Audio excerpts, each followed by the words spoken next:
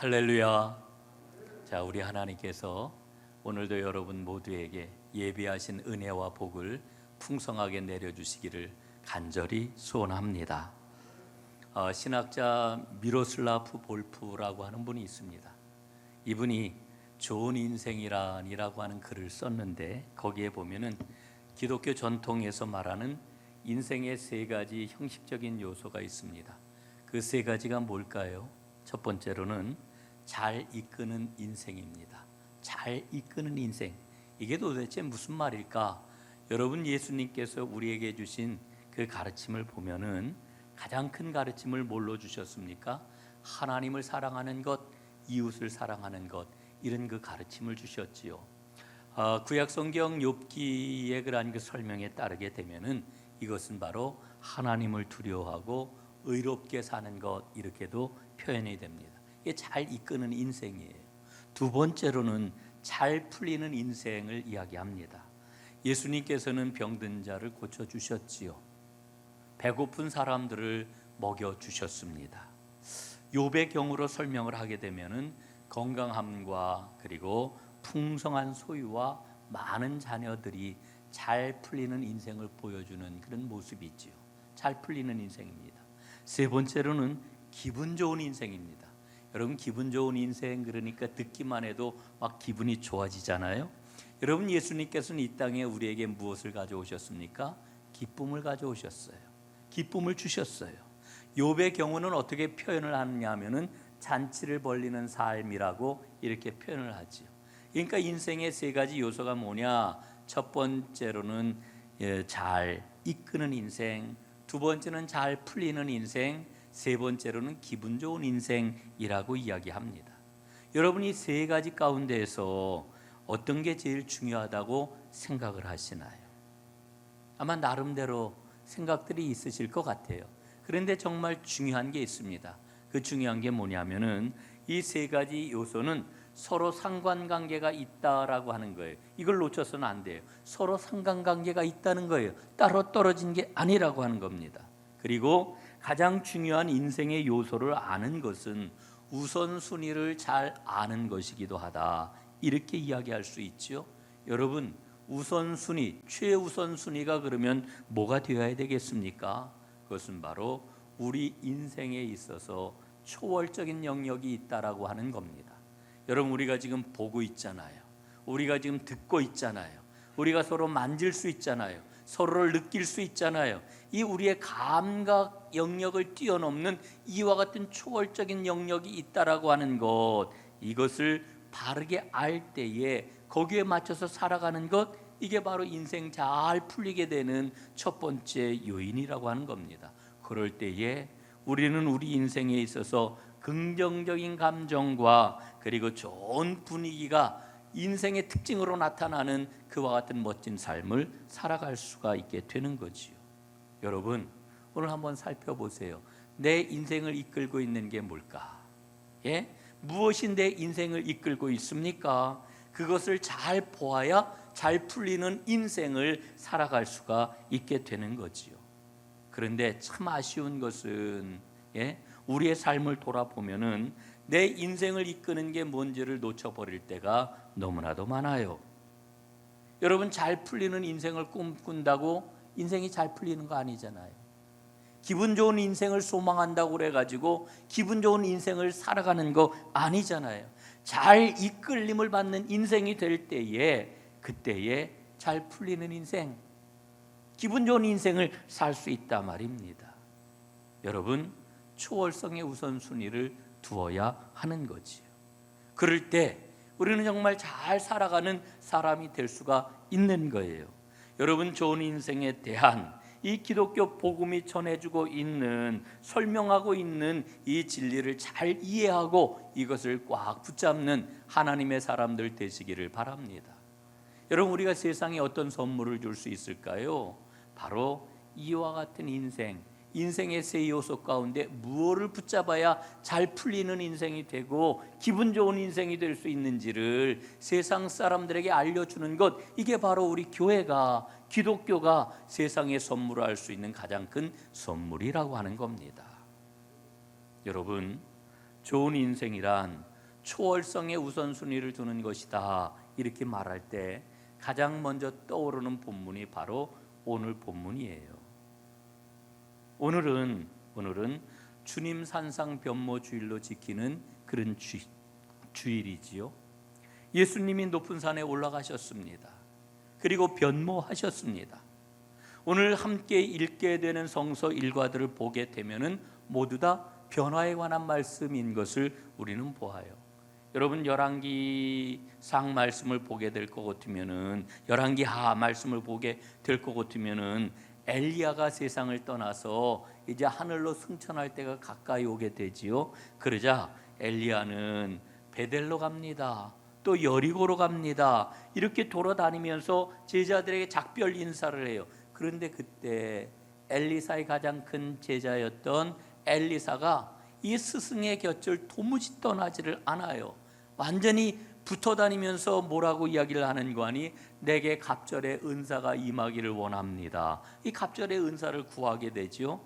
결국 엘리사는요, 스승 엘리야가 불말들과 함께 병거를 타고 하늘로 올라가는 것을 목격을 하게 되고 성령의 능력을 갑절로 받게 되지요. 그리고 하나님의 사역을 시작하는 것을 우리는 보게 돼요.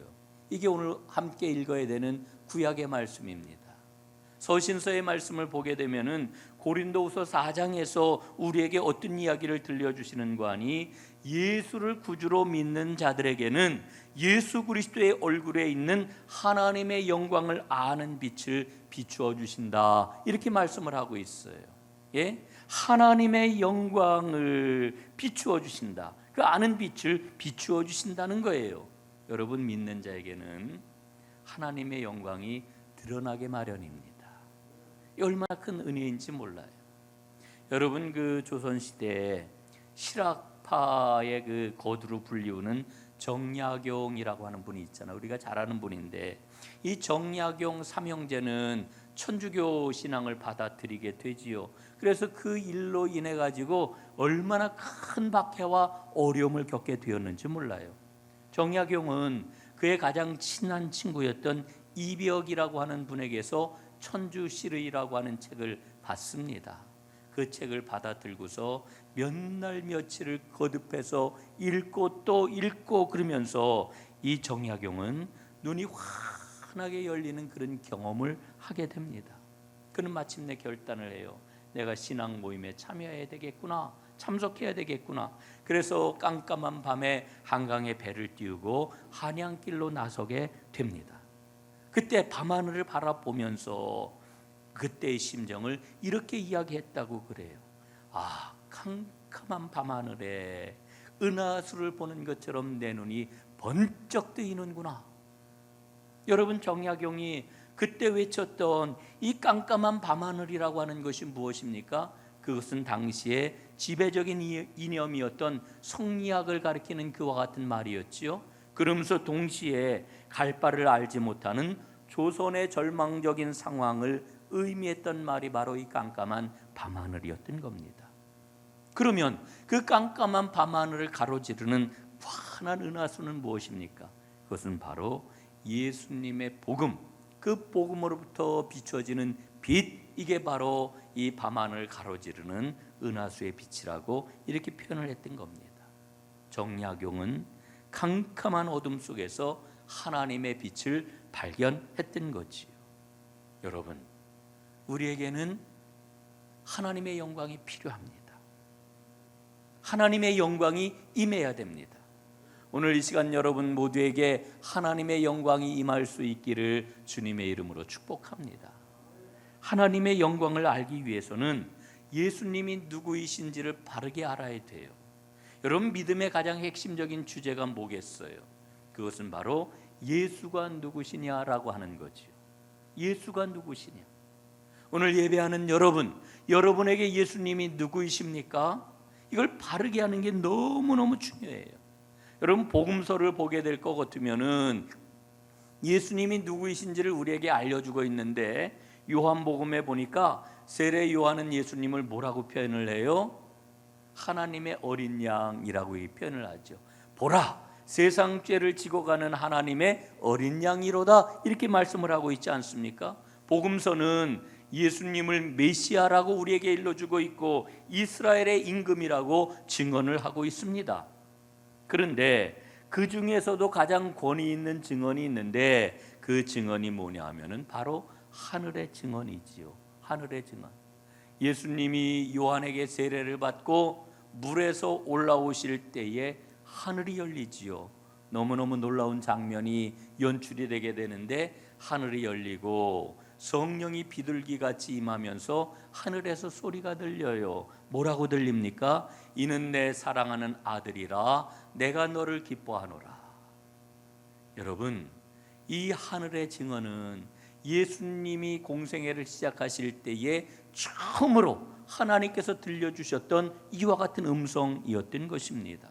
그런데 오늘 본문을 보니까요, 오늘 본문에도 직접 하늘로부터 하나님께서 직접 예수님이 누구이신지를 증언하는 이와 같은 말씀이 기록이 되어 있어요. 7절입니다. 이는 내 사랑하는 아들이니 너희는 그의 말을 들으라. 이와 같은 말씀이 나와 있지요. 여러분, 오늘 저는 이 본문 말씀을 읽으면서 하나님께서 제자들에게 이 증언을 들려주시는 시점에 좀 주목을 하게 됩니다. 이 시점이 어떤 그런 그 시점이었느냐 하면은요, 오늘 본문 앞에 보면 8장에 어떤 말씀이 기록이 되어 있느냐 하면은 예수님께서 이런 질문을 제자들에게 던지셔요. 사람들이 나를 누구라고 하느냐? 그러니까 제자들이 대답을 하죠. 뭐라 대답을 하잖아요. 그런 다음에 예수님이 또 물으셔요. 그러면 너희는 나를 누구라고 하느냐? 그랬더니 베드로가 대표해가지고 이렇게 대답을 합니다. 주는 그리스도이십니다. 주는 구원주이십니다. 주는 그리스도 나의 구세주이십니다. 이런 그 고백을 지금 하고 있는 것 아닙니까? 여러분, 이 고백을 들으시고 예수님이 너무너무 기뻐하셨어요. 너무너무 기뻐하셨어요. 예? 그래서 베드로와 제자들을 축복하시지 않았습니까? 그리고 아마도 예수님께서는 마음이 흡족하셔가지고 이제는 말할 때가 되었구나, 아마 이런 생각을 하셨던 것 같아요. 제자들에게 뭐라고 이야기를 하십니까? 내가 예루살렘에 올라가게 되면 많은 고난을 받고 죽임을 당하게 될 것이다. 십자가 죽음을 예고하신단 말이에요. 그런데 제자들은 예수님의 이와 같은 말씀을 듣고 큰 충격에 빠졌어요. 큰 충격에. 아니 이게 도대체 무슨 말이냐? 예? 왜 제자들이 충격에 빠졌을까요? 그 이유는 그들이 예상했던 그러한 그 말씀이 아니었기 때문에 그래요. 그들은 예수님에게서 그와 같은 일이 일어날 것이라고 하는 그런 기대를 한 것이 아니었거든요. 여러분, 예수님의 이 순한 예고를 듣고 제자들은 그 마음이 몹시도 흔들렸습니다. 제자들의 마음을 한번 생각을 해보세요. 얼마나 오랫동안 예수님과 함께 지냈습니까? 예수님을 제자들이 따라다녔는데 여러분, 제자들이 그냥 건성건성 따라다녔던 게 아니에요. 얼마나 열과 성을 다하여서 예수님을 따라다녔는지 몰라요. 여러분, 그들은 예수님에게서 하나님 나라 복음을 배웠습니다. 그뿐입니까? 주님께서는 온갖 가지 병든 자를 고쳐주셨고 귀신 들린 자들을 그 귀신을 물리치시고 깨끗하게 해주셨습니다. 여러분, 그뿐입니까?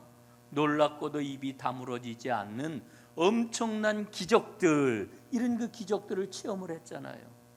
더더군다나 예수님께서는 당신에게 찾아오는 사람들을 내치지 아니하시고 그들이 처해 있는 아픔과 슬픔과 그리고 그들이 처해 있는 모든 절망적인 상황들을 다 보다듬어 주시면서 사람들을 변화시켜 회복시켜 주시는 놀라운 그러한 그 일들을 그들이 실감하지 않았습니까? 그럼에도 제자들은 예수님이 예루살렘에 올라가서 죽으신다고 그러니까 마음이 그냥 마구 흔들렸단 말이에요. 제자들의 마음이 흔들렸던 가장 큰 이유가 어디에 있어요? 가장 큰 이유가 어디에 있습니까? 예수님이 누구이신지를 잘 몰랐다라고 하는 거예요. 예수님이 누구이신지를 몰랐어요. 물론 마태복음에 보면은 베드로의 신앙 고백은 마가복음보다도 더 완전하고 완벽하잖아요. 이렇게 고백했어요. 주는 그리스도시요 살아계신 하나님의 아들이십니다. 여러분, 놀라운 그런 그 신앙 고백, 완전한 신앙 고백을 베드로가 했지만, 그러나 이 베드로의 그런 그 고백은 삶에서부터 나오는 살아있는 신앙 고백이 아니었던 겁니다. 그냥 껍데기만 있는 신앙 고백이에요. 예수님이 누구이신지를 그는 제대로 알지를 못했어요. 여러분, 오늘 우리 자신을 좀 돌아보게 돼요. 예수님에 대한 분명한 믿음이 오늘 우리에게 있는지, 그게 확실한지, 만약에 그렇지 않다라고 하면은 여러분, 우리도 제자들처럼 흔들릴 수가 있는 거예요. 여러분, 오늘 이와 같은 상황이 예수님과 함께 변화산에 오른 제자들의 심적인 상황인 거예요. 이런 마음을 가지고 있는 제자들을 데리고 예수님이 지금 변화산에 올라가신 거예요. 높은 산에 오르셨어요. 산에서 변모되셨어요. 그래서 우리는 이 변화산 사건을 흔히 이렇게 이야기를 하지요. 예수님의 신성이 드러난 사건이다. 맞아요. 예수님이 어떤 분이신지 그 신성을 높은 산에서 분명하게 보여주셨어요. 그런데 이렇게도 볼 수 있습니다. 변화산 사건은 예수님께서 하나님의 사랑과 하나님의 권능과 하나님의 나라에 완전히 사로잡히신 표지다, 이렇게도 볼 수가 있는 거예요. 하나님의 그 충만한 사랑, 하나님의 놀라운 생명의 빛, 그 가운데 푹 잠기신 예수님께서 그 존재가 빛으로 변화하신 사건, 이게 변화산 사건이다, 이렇게 이야기할 수가 있는 거지요. 여러분, 오늘 저는 이런 질문을 한번 던져보아요. 예수님께서 제자들을 이끌고 왜 높은 산으로 올라가셨을까? 예? 그 이유가 어디에 있을까? 그것은 바로 지금까지 보지 못하였던 새로운 세계를 보게 하시려고 제자들을 이끌고 높은 산에 올라가셨구나, 이걸 깨닫는 거지요. 여러분, 그게 뭘까요? 하나님 나라입니다. 하나님 나라를 보게 하시려고. 여러분, 제자들은 지금까지 예수님을 열심히 따라다녔는데 어떤 열심을 가지고 따라다녔을까요? 세상의 관점을 가지고 예수님을 열심히 따라다녔어요. 그들은 예수님을 통해 가지고 메시아 왕국을 이 땅 위에 세울 것을 기대하고 소망을 했어요. 그런데 여러분, 그 나라는 새로운 나라가 아니에요. 새 나라가 아니에요. 그 나라는 누구나 예상할 수 있는 그런 나라예요.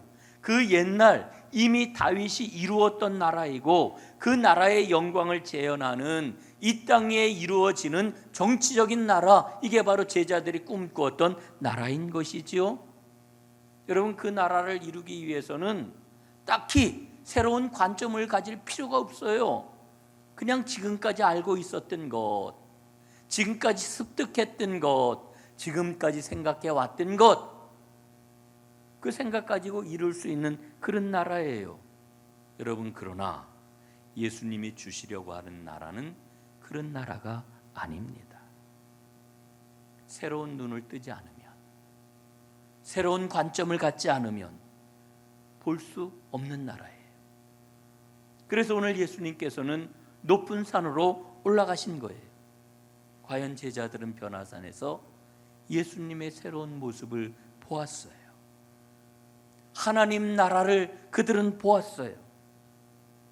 여러분, 그런데 오늘 말씀을 보니까 예수님이 이렇게 변모하셨을 때에 두 사람이 나타나요.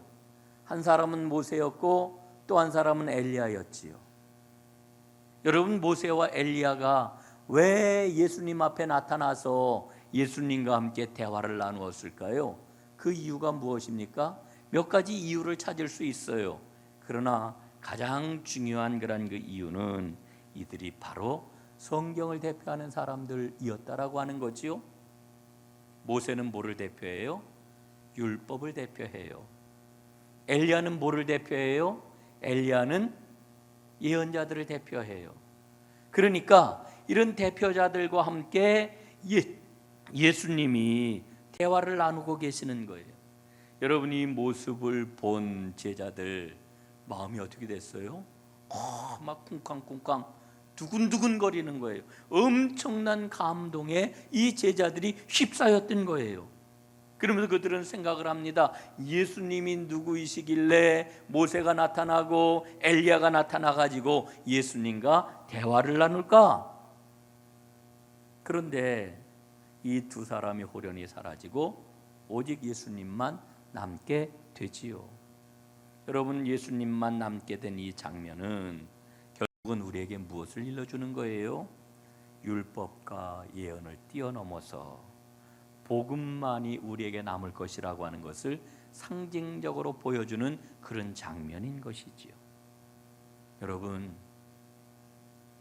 오늘 이 변화산 사건을 보면서 우리는 여러 가지 측면에서 많은 이야기를 나눌 수가 있어요.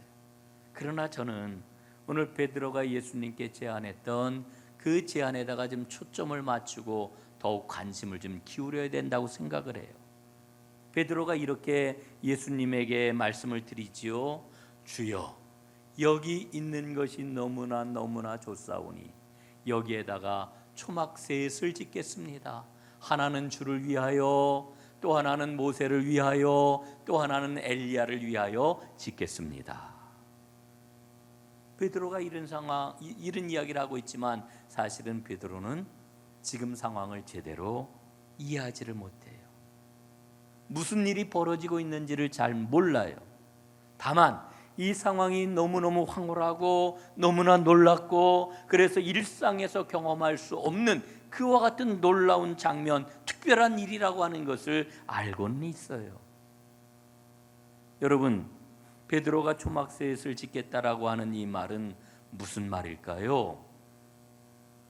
이 말은 자신의 경험을 바탕으로 하는 이야기입니다. 자기의 입장에서 하는 이야기입니다. 자기의 생각과 자기의 수준에서 초막을 짓겠다고 지금 말하고 있는 거지요. 여러분, 그런데 초막셋을 짓는 것이 이게 급한 일이겠어요? 아니에요. 아닙니다. 초막셋을 왜 지어요? 예? 초막을 왜 지어요? 여러분, 사실은 베드로가 지금 초막셋을 짓겠다라고 하는 이 말은요, 굉장한, 성경 전체를 살펴보게 될 것 같으면은 아주 굉장한 신앙적인 맥락을 갖고 있는 그런 말이라고 하는 것을 우리는 발견을 해요. 왜 그러냐 하면은요, 요한계시록 21장 3절 4절 말씀에 보면은 이런 말씀이 나와요. 하나님이 하나님의 장막을 친히 치시고 사람들과 함께 있어 사람들의 모든 눈물을, 그 애통을, 그 아픔을 다 씻겨주시고, 그래서 하나님은 그들의 하나님이 되고 그들은 하나님의 백성이 되리라 하는 그러한 그 요한계시록의 결론 부분 말씀이 기록이 되어 있는 것을 보지요. 하나님의 장막이라고 하는 말, 그 하나님의 장막 안에 들어오는 그러한 그 모든 사람들의 눈의 눈물과 고통과 아픔이 다 씻겨진다는 거예요. 그 눈물을 씻어주신대.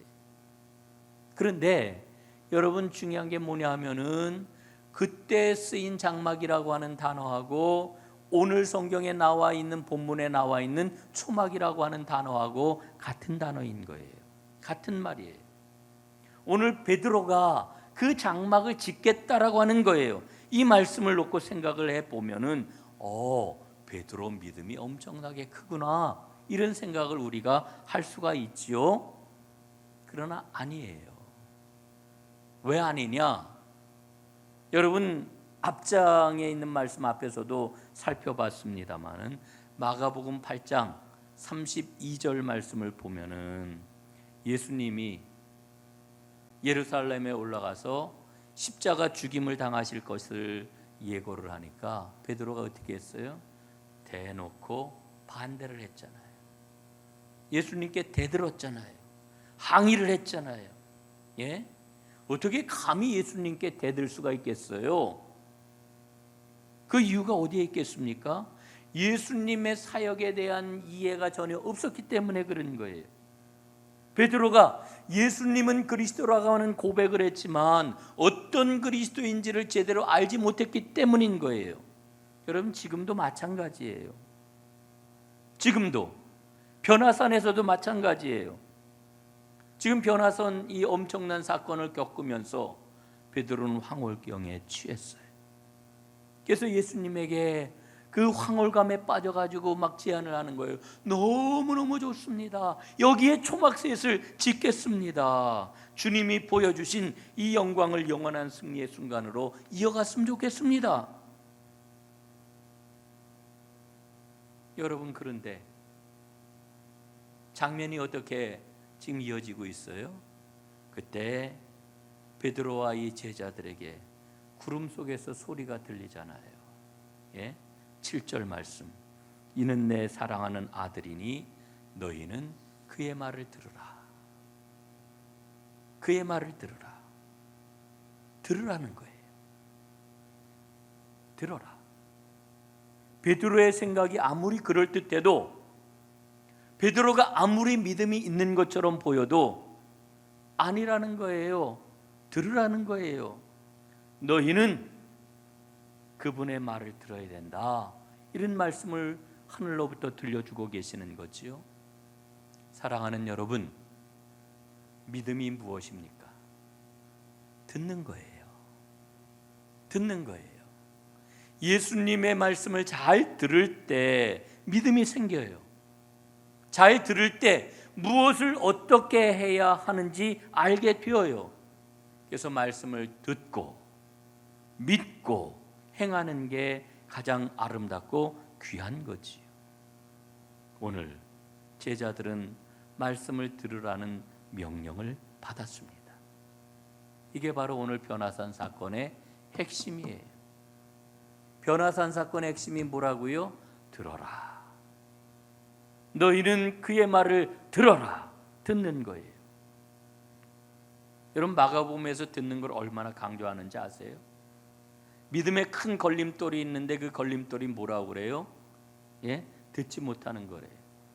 8장 18절 말씀에 보니까요, 너희가 눈이 있어도 보지 못하며 귀가 있어도 듣지 못하느냐, 또 기억하지 못하느냐. 먼저 들어야 한다는 거지요. 믿음은 하나님의 말씀을 들을 때 생깁니다. 들을 때 산상변모가 있기 전에 산 아래에서 변화산 올라오기 전에 예수님이 제자들에게 야단을 치셨잖아요. 꾸짖으셨잖아요. 십자가 예고를 해주셨지만 베드로와 제자들은 예수님의 말씀을 제대로 안 들었거든요. 들으려고 하지 않았거든요. 그래서 항의를 했거든요. 인간적인 생각이 앞섰기 때문에. 인간적인 눈으로 보게 되면 여러분, 베드로나 제자들 잘못한 거 없어요. 당연히 그래야지요. 그러나 예수님 뭐라 그러셔요? 사탄아, 내 뒤로 물러서라. 너는 하나님의 일을 생각지 아니하고 사람의 일만 생각하는구나. 여러분, 하나님의 일을 생각할 수 있어야 됩니다. 그러나 하나님의 일을 생각하는 것은 듣지 않으면은, 듣고 순종하며 듣고 깨닫지 않으면 알 수가 없는 거예요. 여러분, 오늘 변화산 사건 마찬가지입니다. 제대로 듣지 않으면은 이해할 수 없고 깨달을 수가 없는 거지요. 베드로가 오늘 예수님께 제안하는 그 제안은 인간적으로 볼 때, 제가 볼 때에는 정말 훌륭한 그런 그 이야기예요. 훌륭한 이야기예요. 그러나 그것은 순전히 인간적인 발상에서 나온 것이지요. 주님이 오늘 우리에게 요구하시는 것은 너 초막을 지어라 하는 게 아니랍니다. 예? 잘 들어라.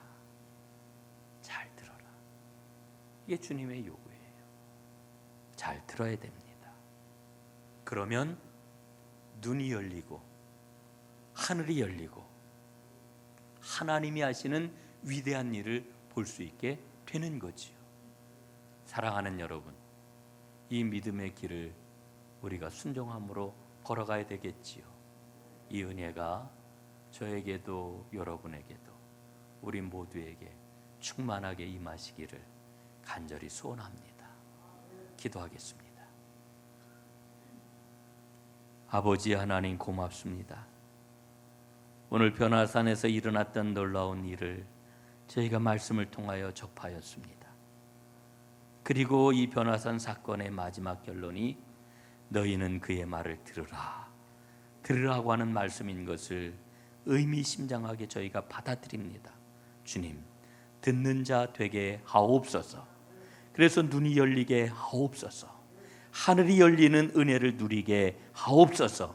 하나님의 위대한 일에 참여하는 하나님의 사람들 되게 하옵소서. 예수님 이름으로 기도드리옵나이다. 아멘.